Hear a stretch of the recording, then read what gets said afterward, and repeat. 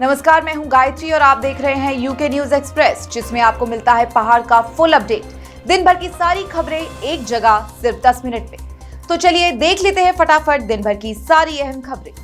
उत्तराखंड की 2 विधानसभा सीटों पर उपचुनाव के लिए बुधवार को वोटिंग हुई। मंगलौर विधानसभा उपचुनाव में मतदान सुबह 8 बजे से शुरू हुआ। मंगलौर विधानसभा के 132 बूथों पर 1,19,000 वोटर्स अपने मत का प्रयोग करने आए। इस दौरान वोटर्स में वोटिंग को लेकर खासा उत्साह दिखा। मतदान केंद्रों पर सुबह से वोटरों की लंबी लंबी कतारें देखी गई।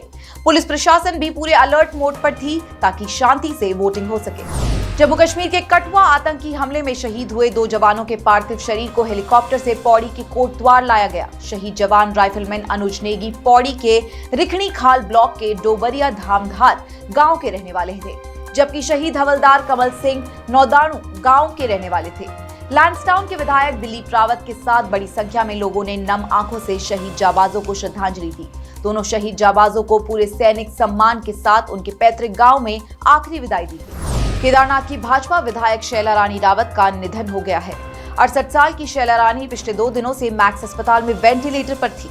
विधायक शैला रानी रावत को रीढ़ की हड्डी के ऑपरेशन के लिए मैक्स अस्पताल में भर्ती कराया गया था। आपको बता दें कि शैला रानी ओंकारेश्वर मंदिर के उखी मठ की सीढ़ियों से गिर गई थी और उनकी रीढ़ की हड्डी फ्रैक्चर हो गई थी। मुख्यमंत्री पुष्कर सिंह धामी ने शैला रानी रावत के निधन पर दुख व्यक्त किया है। उन्होंने कहा, केदारनाथ विधानसभा से लोकप्रिय विधायक शैला रानी रावत जी के निधन का अत्यंत पीड़ादायक समाचार प्राप्त हुआ। उनका जाना पार्टी और क्षेत्रवासियों के लिए अपूरणीय क्षति है। केदारनाथ सीट से बीजेपी विधायक शैला रानी का पार्थिव शरीर देहरादून में बीजेपी कार्यालय पहुंचा, जहां मुख्यमंत्री पुष्कर सिंह धामी समेत बीजेपी नेताओं और कार्यकर्ताओं ने उन्हें श्रद्धांजलि दी। प्रदेश कार्यालय में इस दौरान हरिद्वार के सांसद त्रिवेंद्र सिंह रावत, कैबिनेट मंत्री रेखा आर्य, धन सिंह रावत, सुबोध उनियाल समेत कई बीजेपी पदाधिकारी मौजूद रहे। बीजेपी महिला मोर्चा की प्रदेश अध्यक्ष आशा नौटियाल ने भी शैला रानी को श्रद्धांजलि दी। चमोली में बद्रीनाथ विधानसभा के उपचुनाव को निष्पक्ष कराने के लिए 105 मतदान केंद्रों पर वोट डाले गए। बद्रीनाथ विधानसभा की पोलिंग बूथ पर सुबह 6:30 बजे से ही मॉक पोल को शुरू कर दिया गया था। आपको बता दें कि बद्रीनाथ के पपड़ियाना बूथ से सबसे अधिक वोटर्स ने अपने मताधिकार का प्रयोग किया। इस बूथ पे सबसे ज्यादा 1175 मतदाता हैं। हरिद्वार में मंगलौर विधानसभा उपचुनाव में वोटिंग के दौरान जमकर बवाल हो गया। लिब्बरहेड़ी गांव में हुए इस बवाल में 2 पक्षों में जमकर लाठी डंडे चले, जिसमें कई लोग घायल हो गए। उपचुनाव में मंगलौर विधानसभा सीट पर कांग्रेस के प्रत्याशी काजी निजामुद्दीन स्वयं घायलों को लेकर सरकारी अस्पताल पहुंचे और लोगों को भर्ती कराया। कुछ लोगों का आरोप है कि इस झड़प में फायरिंग भी की गई थी। अल्मोड़ा के खतियानी गांव के पास शराब बार खुलने से आक्रोशित लोगों ने जमकर नारेबाजी की। इस दौरान केंद्रीय मंत्री अजय टम्टा की कार को घेर कर रोक लिया गया। इस दौरान लोगों ने सड़क परिवहन एवं राजमार्ग राज्य मंत्री अजय टम्टा से गांव से शराब बार हटाने की मांग की। ग्रामीणों ने बार को बंद करने के लिए केंद्रीय राज्य मंत्री अजय टम्टा को ज्ञापन भी सौंपा। सीएम पुष्कर सिंह धामी दिल्ली स्थित बुराड़ी हिरंकी में आयोजित कार्यक्रम में शामिल हुए। यहां उन्होंने श्री केदारनाथ मंदिर में भूमि पूजन कर मंदिर का शिलान्यास किया।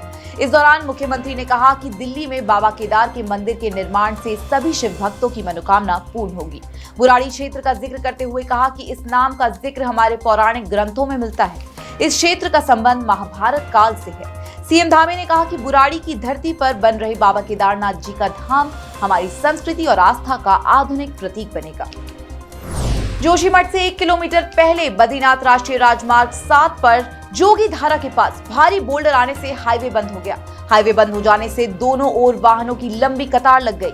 हेमकुंड साहिब के दर्शन करने निकले श्रद्धालु भी इस दौरान दोनों तरफ फंस गए। मलबा हटाने का काम अभी तक जारी है। आपको बता दें कि इससे पहले भी खराब मौसम में मलबा आने के कारण बद्रीनाथ हाईवे बाधित हो गया था। मलबा हटाने में 34 घंटे लग गए थे, जिसके बाद ट्रैफिक नॉर्मल हो पाया था। उधम सिंह नगर के खटीमा में पिछले कई दिनों से लगातार बारिश हो रही है, जिससे बाढ़ जैसे हालात पैदा हो गए हैं। शहर से लेकर गांव तक पूरी तरह जलमग्न हो चुके हैं। जगह जगह जल भराव से लोगों को काफी दिक्कतों का सामना करना पड़ रहा है। स्थानीय लोगों का मानना है कि खटीमा में कभी भी इतना पानी नहीं देखा गया। लगातार हो रही बारिश से लोगों का जीवन अस्त व्यस्त हो गया है।